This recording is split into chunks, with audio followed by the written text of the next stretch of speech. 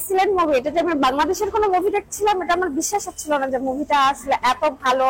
মানে সবার অ্যাক্টিং থেকে শুরু করে making and everything it was awesome. এটা তো অবশ্যই মানে সাকিব খানের সাথে পাশে বসে যে আমরা ছবিটা দেখলাম, মানে এটা অনুভূতিটা অন্যরকম ছিল যে আমাদের বাংলাদেশে এত ভালো মুভি করছে এবং এটা আমাদের দেশীয় একজন অ্যাক্টর। তো অন্যরকম একটা অনুভূতি। আমি প্রথমে বিলিভ করতে পারি নাই যে আমার রায়হান রাফি ভাইয়ের, উনি একজন খুব গুণী একজন ডিরেক্টর, তো উনি যে আসলে মুভিটা কোন লেভেলে নিয়ে গেছে বাংলাদেশের এই মুভিটা, আমার মনে হয় পৃথিবীর যে কোনো কান্ট্রিতে এখন এটা চালানো সম্ভব। সো উনি এতটাই গুণী একজন অ্যাক্টর যে যাকে দিয়ে একটা অসম্ভব একটা তুফান টাইপের কিছু যেটা সম্ভব হয়েছে। অ্যাবসলিউটলি মুভিটা সবকিছুর ঊর্ধ্বে চলে গেছে। এটা আপনি যদি মেকিং এর কথা বলেন, মেকিংটা এটা it's out of the world. এটা এতটাই ভালো মেকিং করেছে এবং মুভির গল্প প্রত্যেকটা জিনিস এবং সাকিব খানের যে লুকসটা এবার, এটা তো ডেফিনেটলি বিশ্বের সব থেকে ছড়িয়ে যাওয়ার মতো। কিং খান আসলে আমি ওনার আগে লাস্ট কোন মুভিটা দেখেছি আমি জানি না, বাট এইবার আমার যেটা মনে হলো যে ওনার প্রত্যেকটা সিকোয়েন্স এবং প্রত্যেকটা ডেলিভারি যেটা ছিল, এটা আমাদের বাংলাদেশের আগে যে মুভিগুলো হয়েছে এবং এখনকার কিং খান, আমার মনে হয় যে এরকম কিং খান আবার নতুন করে জন্ম নিতে আরো অনেকটা সময় লাগে। যেমন সাকিব খানকে দিয়ে তো ফুল ইন্ডাস্ট্রিটা চালানো অবশ্যই সম্ভব না।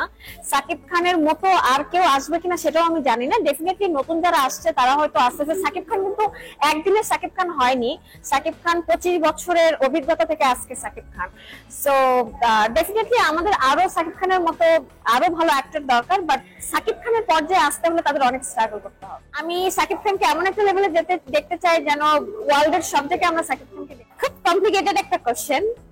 সাকিব খানের প্রেমে আসলে আমার মনে হয় হলে আমরা যতজন ছিলাম তার লুকস দেখে প্রত্যেকটা মেয়ে মানে দে ওয়ার লাইক ওয়াও, মানে this is Shakib Khan. So definitely same, আমারও সেম অবস্থা। যতবার আমি তাকে দেখেছি ততবারই আমার কাছে মনে হয়েছে যে ড্যাম।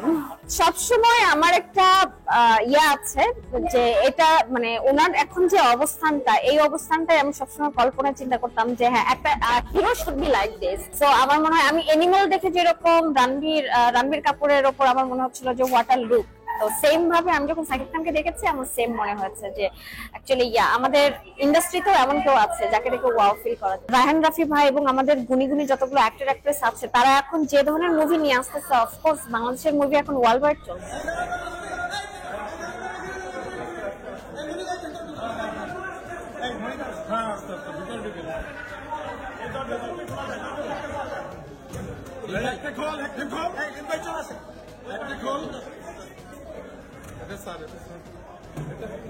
Ramon!